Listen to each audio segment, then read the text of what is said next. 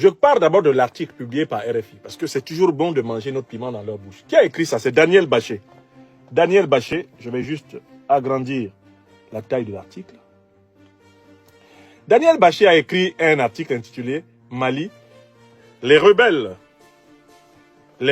du FLA et les djihadistes du JNIM se sont coordonnés contre l'armée à Al-Kit. Au Mali, un convoi militaire malien est tombé dans une embuscade lundi 14 juillet à Al-Kit entre Kidal et Anéfis, dans le nord du pays. Les rebelles du FLA, le Front de libération de l'Azawad, ont affirmé avoir totalement neutralisé le convoi. L'armée a reconnu des combats sans communiquer sur leur issue. Selon les informations de RFI, les djihadistes du JNIM, le groupe de soutien à l'islam et aux musulmans liés à Al-Qaïda, étaient également présents lors de cette embuscade. Voilà l'information, telle que RFI l'a reproduite. Je ne veux pas dire que ce que RFI dit soit vrai, mais il y a quelque chose d'important pour nous dans cette information. C'est que RFI affirme que ceux qu'on présente comme les indépendantistes qui se battraient pour émanciper une partie du Mali afin de pouvoir livrer le pétrole, le gaz, le manganèse, l'uranium, l'or, le diamant dont regorge cette partie du Mali à leurs amis néocolonialistes français, impérialistes occidentaux et moyen-orientaux. Ceux-là qui se sont appelés abusivement Front de libération d'un État imaginaire qu'ils appellent Azawad, ils ont agi en coordination avec ceux que RFI appelle les djihadistes du JNIM, qui sont rattachés à Al-Qaïda. C'est-à-dire ceux que nous appelons les impériaux terroristes, les mercenaires de l'OTAN. Ce sont les mêmes qui ont accompagné l'OTAN dans la destruction de la Libye, l'assassinat de Kadhafi, l'invasion du Sahel. Ce sont ces mêmes mercenaires qui ont été soutenus par l'OTAN pour combattre le régime syrien de Bachar el-Assad. Ce sont les mêmes mercenaires auxquels les États-Unis ont cédé le pouvoir en Afghanistan récemment. Ce sont les mêmes mercenaires dont l'un des plus grands lieutenants, l'actuel chef de l'État de facto de la Syrie, Ahmed al-Shara, a été reçu le 7 mai 2025 au palais de l'Élysée par le président Emmanuel Macron sur tapis rouge. C'est le même groupe.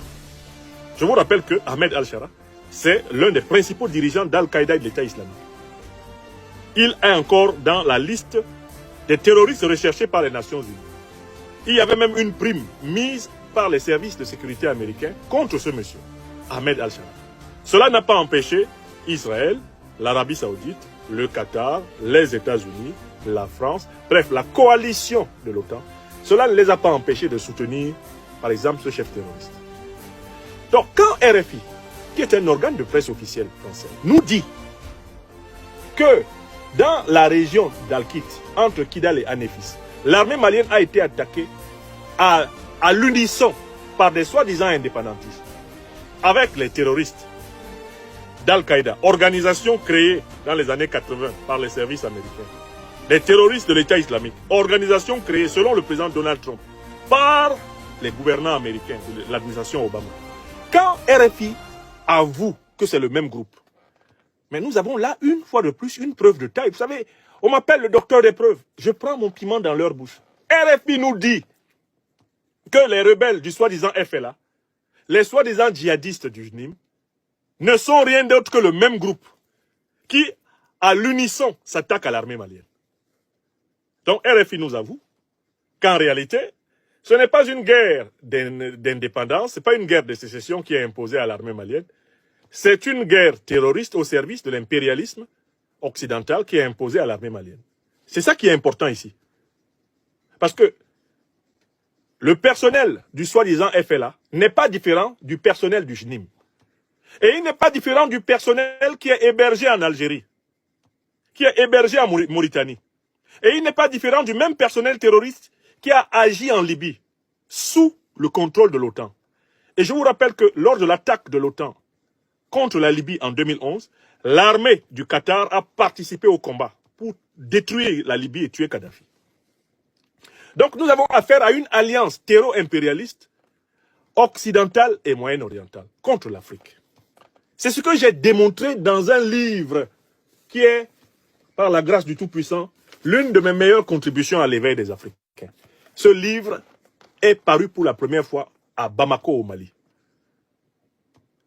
avec la bienveillante permission des autorités souveraines panafricaines du Mali, Ce livre est sorti à Bamako. Et dans ce livre, il n'y a que les preuves que l'Afrique n'est pas l'objet d'une guerre de religion. Et que le mot djihadiste ne peut pas être utilisé pour désigner ceux qui attaquent l'Afrique. Ce sont des mercenaires au service de l'impérialisme occidental et moyen-oriental contre l'Afrique. Toutes les preuves sont là. Je ne vais pas vous les refaire. Commandez ce livre si vous ne l'avez pas encore lu. Pour ceux qui sont en Afrique, vous pouvez l'avoir à Bamako, à la librairie Ba, Grand Hôtel.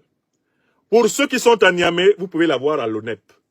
Pour ceux qui ont accès au réseau social Internet, vous allez sur Amazon et vous commandez le livre. Il y a une version de ce livre publié ici en Europe. La couverture n'est pas la même, mais le contenu est le même.